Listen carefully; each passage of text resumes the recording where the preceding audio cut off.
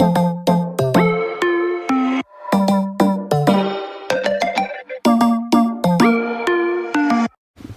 guys, today I'm going to be teaching you how to make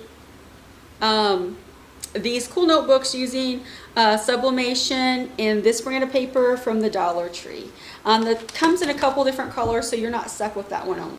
So in Photoshop, I've already came up with a design. Just made it in Canva.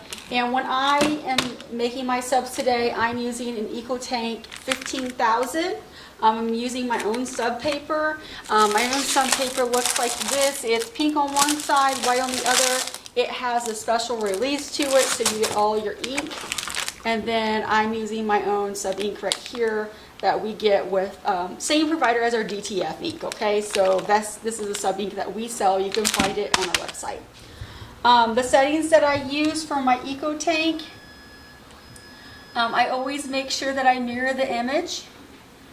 And in the main, I do presentation paper matte and high for this.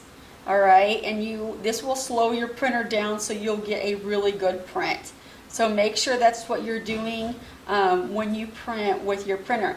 If you're seeing roller lines, then this or this, probably mostly this, needs to be changed. Some people use this presentation paper. For me, it will not work. It's not a good end result, so I switched it up. Okay, so one thing I like to do with sublimation, it doesn't really matter what I'm subbing on. If it's a shirt or a product, I always cut out around the design. Things, especially shirts, will turn out better if you do that. So cut the edges off.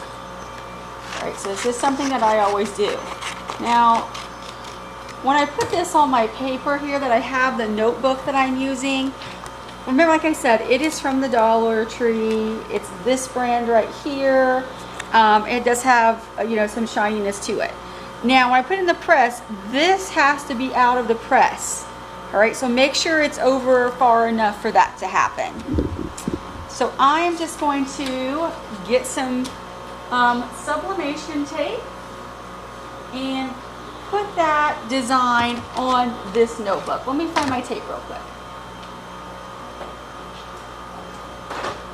All right, so here's my tape right here.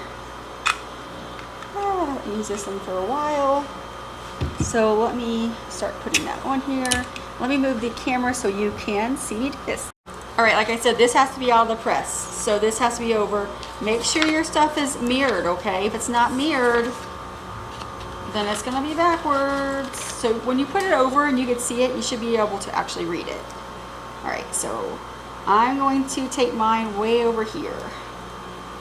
That's a pretty big piece of tape. Don't make yours so big. Make sure you're using sub tape as well.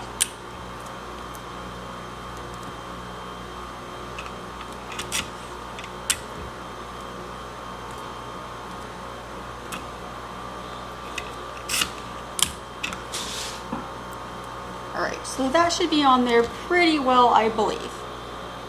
All right, so I have the Tea Press Nation one set at 385 for about 25 seconds. I'm probably going to press it longer than that though, maybe 45 seconds. Like I said, you have to have the edge out, all right? The edge has to be out. So when you put this down, it's not messing with the pressure. Even that's a little too much. So I might even go to the side. Now the bad thing about that is your pressure could be a little uneven because of that. So you also want to make sure that you loosen stuff up.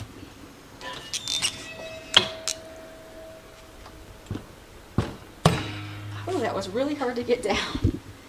All right, so I'm going to let that go. Like I said, I'm going to go over, do more like a 45-second. Sublimation takes a lot more heat. All right, so here's my paper. I already took it out. Had to get help with that. It was just too strong of a pull, so I had to get help with that.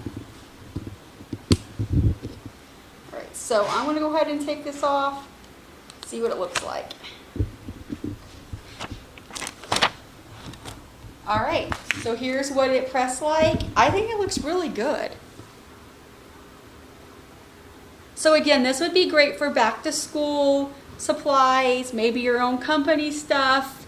I do have a tad bit of outline, but it's not bad. It's just where I had my my actual paper. But again, a lot of people are asking me about my ink and what paper I use. This is our own brand, Equal Transfers and Supplies. You can find it under Sublimation Materials.